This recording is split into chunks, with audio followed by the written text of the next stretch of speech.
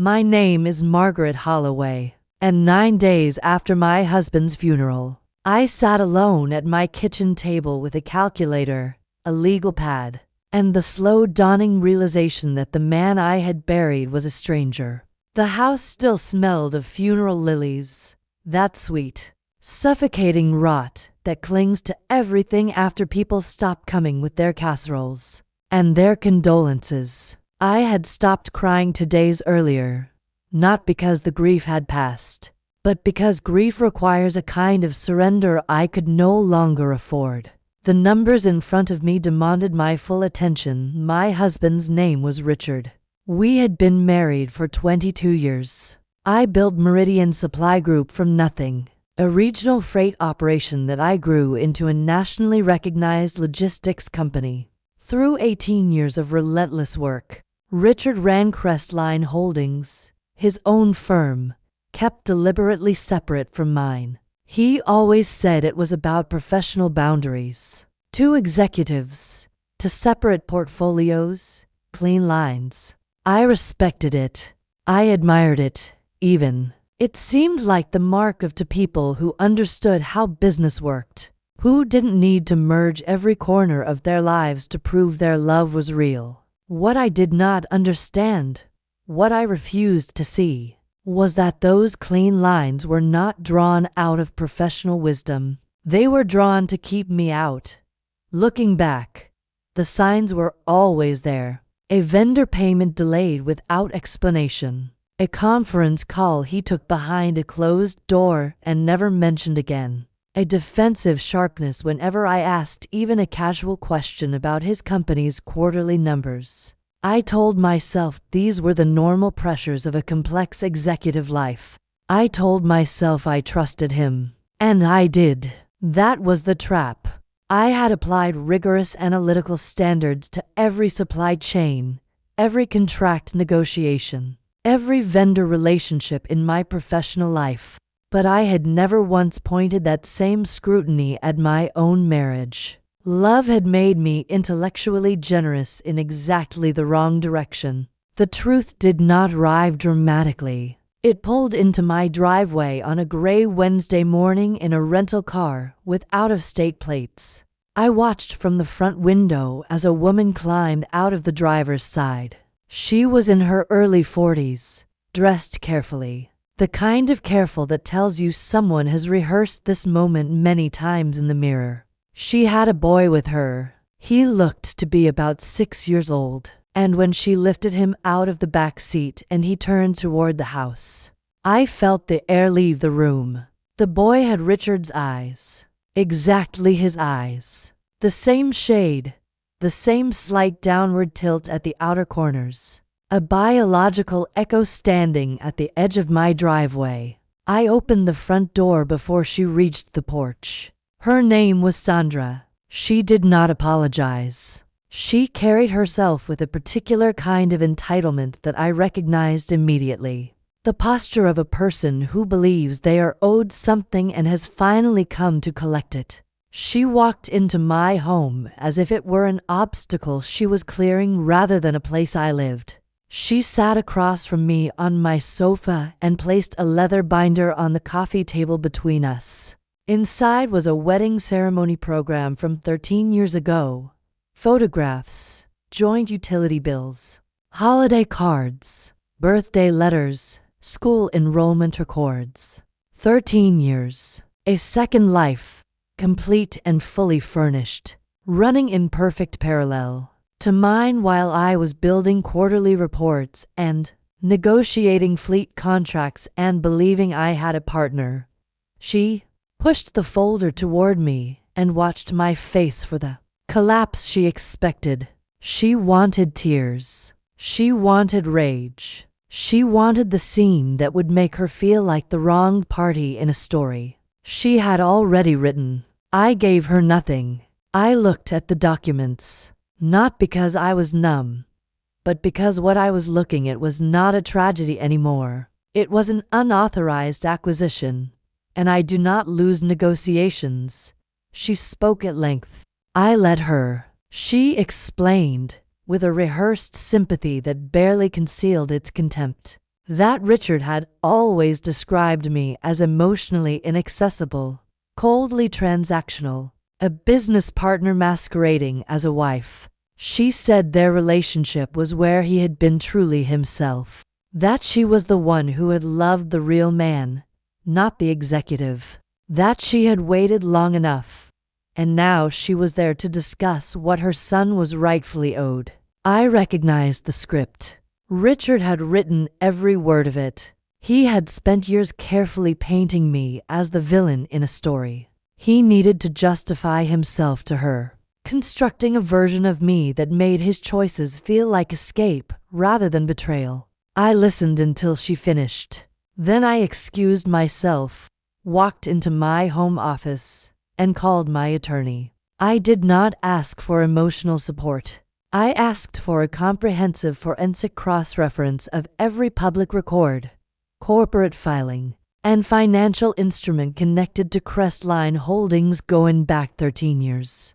I wanted every shell entity, every deferred liability, every hidden obligation surfaced and cataloged by morning. What the audit revealed over the following days was a company that had been surviving on optics for years. Crestline Holdings looked like a functioning enterprise on paper, but beneath the surface it was a structure built on deferred debt, vendor credit lines in default, tax obligations years overdue, and commercial real estate mortgages badly past due. The company was not struggling, it was dissolving. Richard had been managing the appearance of solvency, while the foundation quietly gave way beneath it. There was one more thing I needed to find. As the legal spouse and primary corporate guarantor, I exercised my right to access Richard's private office accompanied by a court-appointed officer. I was not interested in the visible filing systems. I went directly to the heavy floor safe in his private closet. I knew the combination. He had used my birthday, which told me everything I needed to know about how frightened he had actually been. Beneath all that careful compartmentalization, a man who truly believed his secrets were safe doesn't use his wife's birthday to protect them. Inside the safe, beneath a collection of old property documents and expired travel records, was a single sealed envelope. I opened it. It contained a set of private banking records documenting an irrevocable wire transfer, executed just 5 days before Richard's death. The amount was $1.4 million, drawn from Crestline's last remaining liquid reserves. The destination was a domestic asset protection trust. The trust was established in my name, not Sandra's, not the boys', mine. I stood in that office for a long time looking at those documents. Richard had known the end was coming, whether it was his heart, the debt, or both. And in his final calculation, he had drained every remaining dollar of real value out of Crestline and quietly secured it under my name, beyond the reach of creditors and probate. He had left Sandra and their son a company with a respectable name and catastrophic hidden liabilities. He had protected his own financial legacy by burying it inside the life he had deceived me into building with him, while leaving his other family to inherit the wreckage. It told me everything about what he had actually felt. Not love, not guilt, not even regret. Just self-preservation dressed up as a final act of loyalty toward the life he had never fully abandoned.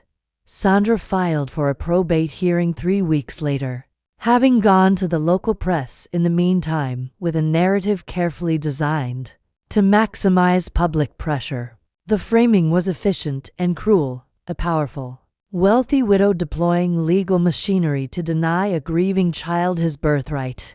By the time the hearing date arrived, there were camera crews outside the courthouse. Sandra and her attorney stood on the steps looking composed and righteous, performing confidence for anyone who would capture it.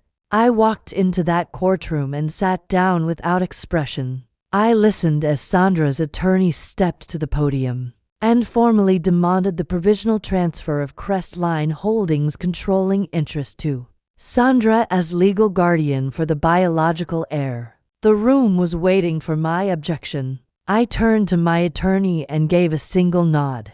I walked to the applicant's table. I picked up the transfer documents, and I signed them, without a word, without a pause, without any visible objection whatsoever. The silence was immediate and total. Sandra's attorney accepted the documents with the particular smirk of a man who believed he had just won something. Then his junior associate began reviewing the full corporate balance sheet attached to the back of the transfer packet. I watched her read. I watched the moment she understood. She turned to him and spoke urgently, quietly, her face going rigid.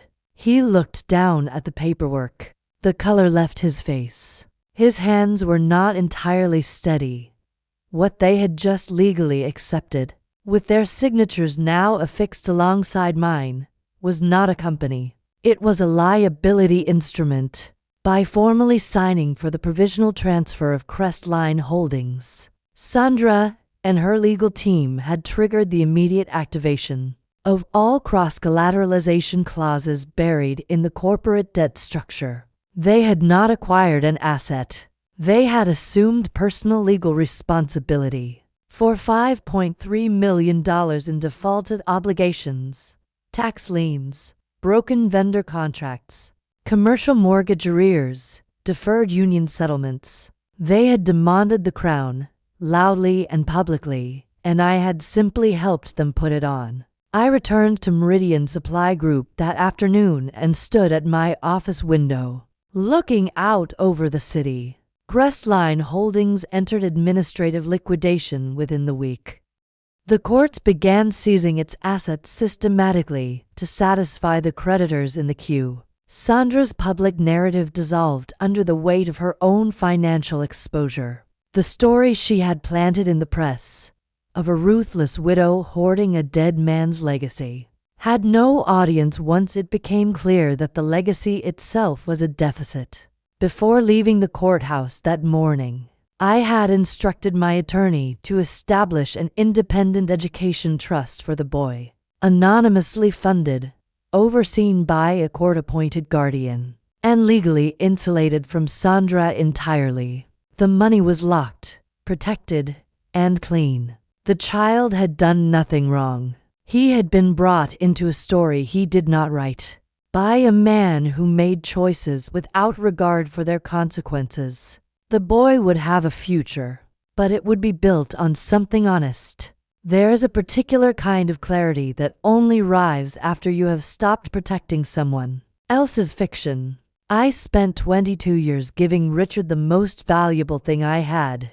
Not money, not professional credibility, not reputation, but the structural stability of a life built with genuine intention. He used that stability as cover. He understood that my greatest professional strength, the ability to assess a situation with pure analytical honesty, was also the vulnerability he could exploit most effectively. He knew I would not apply that scrutiny to him, and he was right, until he wasn't. I am not interested in performing grief or rage for anyone's satisfaction. What happened was a business problem of the most personal kind, and I resolved it the way I resolve every business problem, by understanding the actual structure of what was in front of me, removing every assumption, and making decisions based on what was demonstrably true.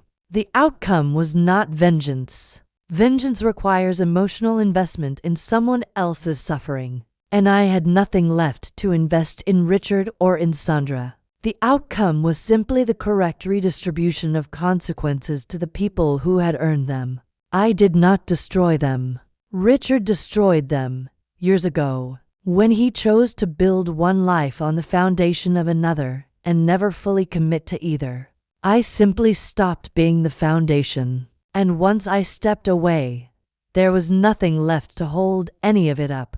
True financial sovereignty is not about public victory. It is not about being seen to win. It is about understanding exactly what you own what you owe, and what belongs to you by right of the work you actually did.